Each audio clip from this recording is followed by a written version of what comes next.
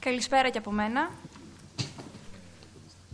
Η συγκεκριμένη εργασία αποτελεί μια προσπάθεια προσέγγισης των ευρωπαϊκών παγκόσμιων εκθέσεων μέσω της ψηφιακής τους απεικόνησης, έχοντας ως κύριο στόχο τη διευκόλυνση της έρευνάς τους. Ο στόχος αυτός επιτεύχθηκε με τη δημιουργία ενός διαδικτυακού αρχείου, μέσω του οποίου τα εκθέματα των εκθέσεων κατηγοριοποιήθηκαν και ταξινομήθηκαν αναευρωπαϊκή πόλη με τη βοήθεια ενός διαδραστικού χάρτη. Πάνω δεξιά μπορείτε να δείτε το χάρτη, καθώς και τα εκθέματα από δίπλα. Πάμε όμως να δούμε ποιες ήταν οι παγκόσμιες εκθέσεις και ποιο το ιστορικό τους υπόβαθρο. Οι παγκόσμιες εκθέσεις, γνωστές ως World Fairs ή Expo, διοργανώνονται ανατακτά χρονικά διαστήματα από τα μέλη κράτη του Διεθνούς Γραφείου Εκθέσεων, το οποίο εδρεύει στο Παρίσι. Έχουν ως κύριο στόχο την ενημέρωση του κοινού πάνω σε τρέχουσες ανακαλύψεις ή εφευρέσεις, καθώς έχουν χαρακτήρα ανθρωπιστικό, καλλιτεχνικό, ψυχαγωγικό, αλλά και πολιτικό. Όμως, σε καμία περίπτωση δεν θα πρέπει να συγχέονται με τις εμπορικές εκθέσεις trade fairs.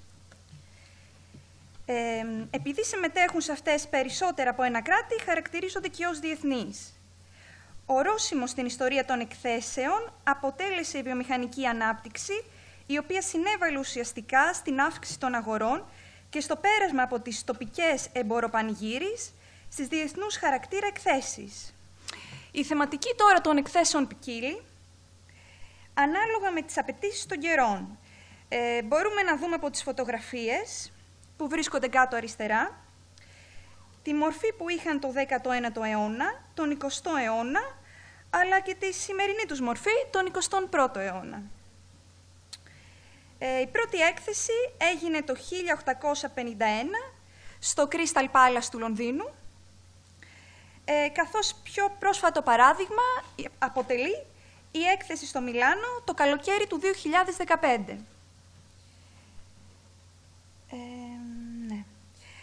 Με θέμα Food and Diet. Σημαντικά και ονομαστά εκθέματα παρουσιάστηκαν σε αυτές τις εκθέσεις. Μερικά από αυτά είναι ο πύργος του Άιφελ,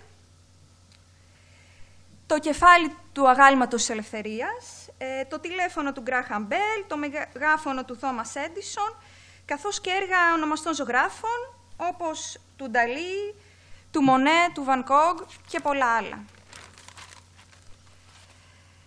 Τέλος, θα ήθελα να αναφερθώ σε ένα φαινόμενο το οποίο παρατηρήθηκε στις εκθέσεις, τα human zoos. Τι είναι λοιπόν τα human zoos?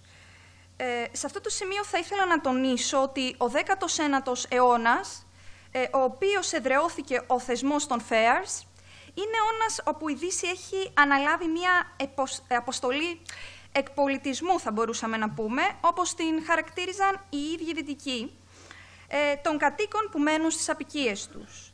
Άρα, προκειμένου να αναδειχθεί η υπεροχή του δυτικού πολιτισμού, ολόκληρα χωριά, καθώς και άνθρωποι, χρησιμοποιήθηκαν ως εκθέματα, ώστε να ικανοποιηθεί η περιέργεια των επισκεπτών για αυτό τον πρωτόγονο, σε εισαγωγικά βέβαια, τρόπο ζωής των Ιθαγενών.